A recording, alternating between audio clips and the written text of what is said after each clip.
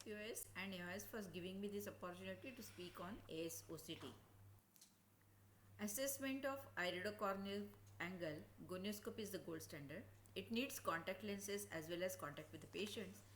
Expertise is needed and it gives us a qualitative assessment of the iridocorneal angle. UBM and OCT are other diagnostic modalities. They can overcome objective limitations. They are useful for documentation and useful in clinical practice and for research purposes. With OCT, we can obtain high resolution images of the anterior segment angle and structures, and qualitative and quantitative assessment of the angle is possible. Anterior segment OCC gives us assessment of the anterior segment structures involved in the pathogenesis of glaucoma. It provides images of the ocular tissues comparable to histology and comparable to those obtained with UBM. AIOS-OCT is more useful than UBM for serial monitoring of the angle. Alignment of ocular landmarks is possible with AIOS-OCT and also can capture video during the scan acquisition.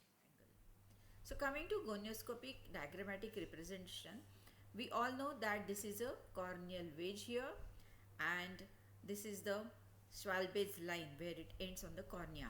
So this can be seen very well, and here there is a scleral spur which is an inward protrusion. So let's see on AIOS-OCT how to identify these structures. So this is a corneal wedge and this is Schwalbe's line here, and this inward protrusion is the scleral spur, and let's see all this in detail. So scleral spur is defined as the inward protrusion of the sclera, and there is a change in curvature of the corneal scleral junction. It is situated at the junction of the trabecular meshwork and the ciliary body. Schwalbe's line is defined as the posterior limbal zone bordering the cornea where the descemet membrane terminates. Length of TM, that is length LTM, is defined as the distance between the Schwalbe's line till the scleral spur. Schlem's canal is seen as a curvilinear lucent area external to the trabecular meshwork, and it is Schlem's canal is also seen from the SS to the anterior tip of the trabecular meshwork located at the end of the descemet's. So bell, that is band of extracanalicular limbal lamina, is also seen. It is defined as a hyporeflective band wrapping around the TM and SC. Previously it was identified as TM shadow, but it is commonly seen in open angles as compared to close angles. So this is bell. So here you can see the hyporeflective band which is situated posterior to the trabecular. So coming to identifying these landmarks, this is the Schwalbe's line, here corneal wedge, this is the scleral spur, and here is the angle.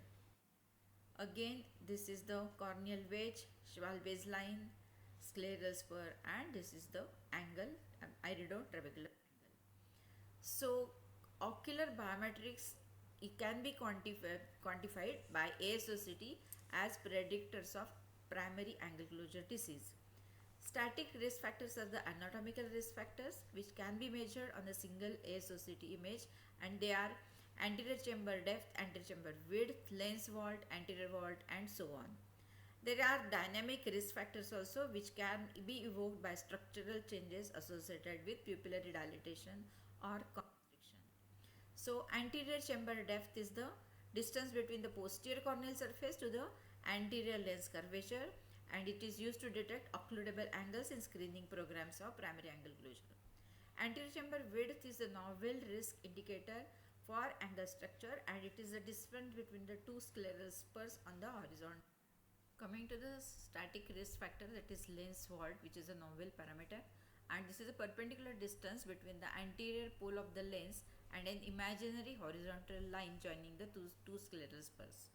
It is independently associated with angle closure, and larger values are suggestive of increased crowding of the anterior chamber by a thick lens. Other static factors are anterior vault and RLV. So anterior vault is anterior chamber depth plus lens vault, and RLV is LV divided by AV, RLV is a better indicator of primary angle closure than LV. In some studies, iris area, iris thickness, and iris curvature are also shown as risk factors, but they are not uniform in all meridians and hence cannot be considered for anterior chamber angle assessments. Angle opening distance is also an important factor, and AOD 500 and 750 microns can be measured. Angle recess area is a triangular area bounded by anterior iris surface and inner corneal scleral surface, and trabecular space area, that is TISA, is a trapezoidal area and it is bounded between the scleral spur and the opposing iris. So these are also indicators.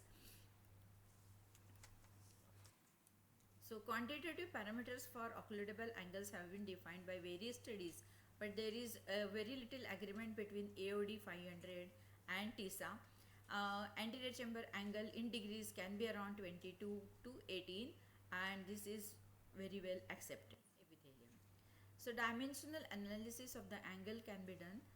Circumferential assessment of the anterior chamber angle can be done. This has a moderate to good diagnostic performance in comparison to gonioscopy, and multiple scans, meridional scans are obtained. It is accurate and reproducible and can quantify the amount of circumferential iridotrabecular contact and the amount of peripheral antisynechiae. So here the red circle is the scleral spur and the green line is the end point of iridotrabecular contact.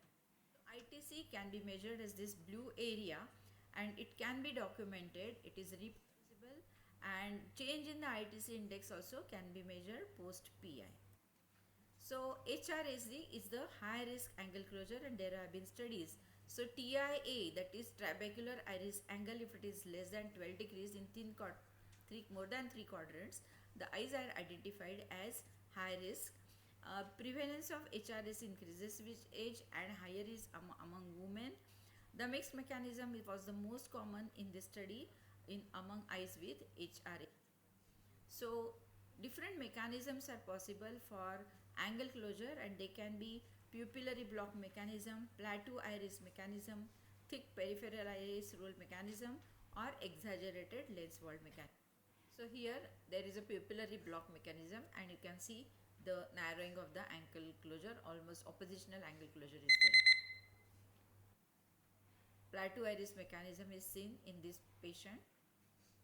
This is thick central iris as well as thick peripheral iris, which is occluding the angle.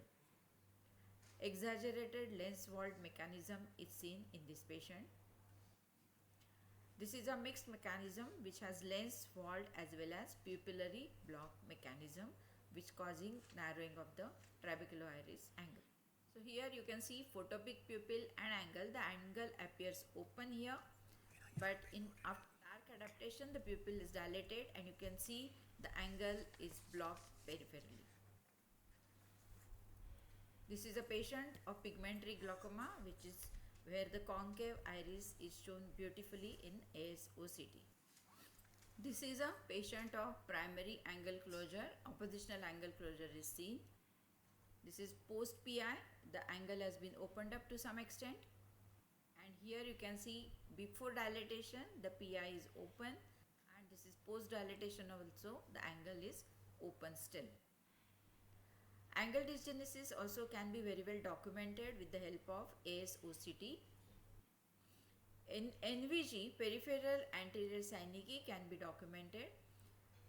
Even after the implant of AGV, you can see where the exact AGV implant is situated, whether it is touching the endothelium or not, and the subscleral course of the tube also. So AIOS2025 has great potential for identifying patients at risk in angle closure, offers certain advantages compared with gonioscopy. It is a non-contact technique, can be done in any lighting conditions, and patients at risk can be assessed with lights on and off, that is scotopic and photopic conditions, and the most important, it can be performed by a technician and can be interpreted by an ophthalmologist. It is definitely complementary to gonioscopy and not a replacement for gonioscopy. Thank you.